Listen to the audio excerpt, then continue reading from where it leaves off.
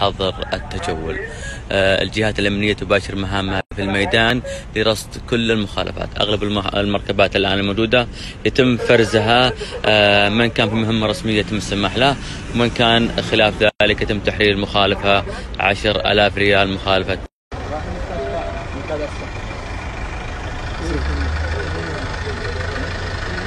طبعا المركبة هذه من الكادر الصحي تم السماح له في عبور هذه المنطقة.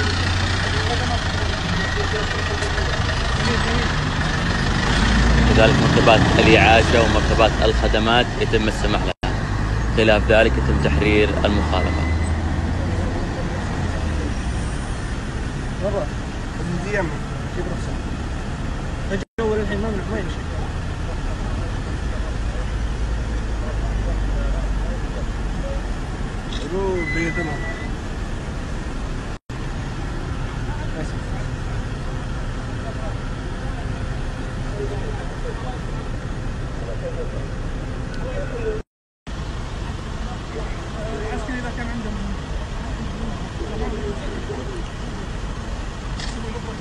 على طول